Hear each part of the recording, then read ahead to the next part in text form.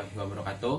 Kembali berjumpa dengan saya Wahwi Fadlur Rahman, mahasiswa Universitas Muhammadiyah Cirebon, Prodi Ilmu Komunikasi semester 2. Pada kesempatan kali ini, saya akan mereview sebuah artikel tentang kearifan lokal, yang mana tugas ini dibuat untuk memenuhi tugas dari mata kuliah studi kearifan lokal yang diampu oleh dosen kami, Bapak Kamaludin. Dan pada kesempatan kali ini, saya akan mereview sebuah artikel yang berjudul Kearifan Lokal dalam Konteks Pembentukan Karakter Bangsa Indonesia yang dibuat oleh Muhammad Takari, seorang ketua Departemen Etnomusikologi FIB USU dan juga ketua Departemen Adat, Budaya, Seni, Kepengurusan Besar Majelis Adat dan Budaya Melayu Indonesia. Nah, sebelum itu, mari kita ulas terlebih dahulu isi dari artikel ini secara garis besarnya. Di bagian awal, tepatnya di bagian pendahuluan, penulis memaparkan tentang apa itu kearifan lokal atau kebijaksanaan lokal, bagaimana suatu kearifan lokal dapat muncul di tengah-tengah suatu masyarakat, dan apa saja seni-seni kehidupan atau bidang-bidang kehidupan yang termasuk dalam kearifan lokal tersebut. Lalu penulis pun memberikan beberapa contoh filsafat kehidupan yang ada di masyarakat etnik di Indonesia. Saya ambil contoh dua, seperti masyarakat Batak Toba dengan filsafat kehidupannya Dalehana Tolu, dan juga masyarakat adat Jawa dengan filsafat kehidupannya alon-alon asal kelakon.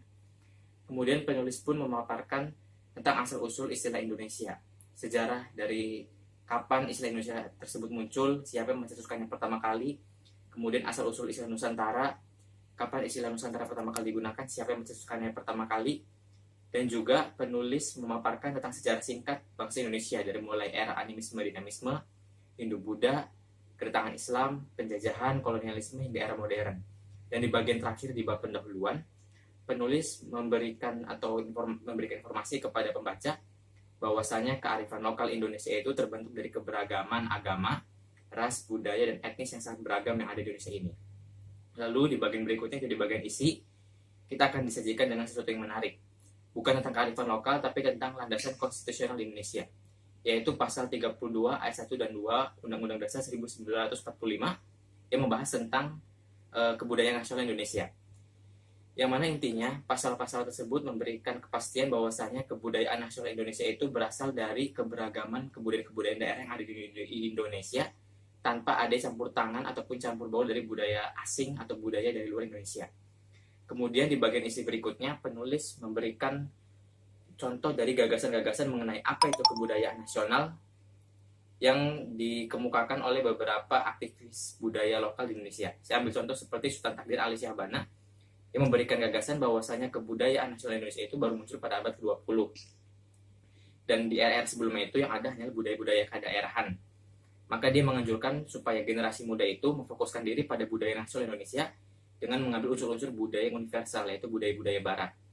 Namun pendapat dari Sultan Takdir Al-Syabana ini ditentang oleh aktivis budaya lainnya, di antara seperti Sanusi Pane, yang memberikan tanggapan bahwasanya dengan mengabaikan atau melupakan budaya-budaya sebelum atau pra-Indonesia dan mengambil unsur-unsur budaya barat, maka itu sama saja dengan memutus mata rantai sejarah peradaban kebudayaan Indonesia yang telah berlangsung selama ribuan tahun lamanya. Dan di bagian isi yang paling pokoknya, tulis memberikan pemaparan tentang kearifan lokal dalam pembentukan karakter bangsa Indonesia, di mana contoh yang saya ambil di sini adalah masyarakat Melayu yang memiliki kearifan lokal bahwasannya mereka harus memilih pemimpin dengan 3 sifat, yaitu adil, bijaksana, dan juga amanah. Yang penting ketiga sifat ini aja, yang lain akan ikuti dari belakang. Nah, hal inilah yang kemudian diaplikasikan atau dipraktekkan kembali oleh masyarakat Melayu ketika mereka menjadi unsur-unsur pembentuk dari bangsa Indonesia, di mana mereka ingin memilih pemimpin yang bersifat adil, bijaksana, dan juga amanah. Dan hal ini pula yang membuat Indonesia memiliki karakter sebagai bangsa yang ingin dipimpin oleh pemimpin yang adil, bijaksana, dan juga amanah.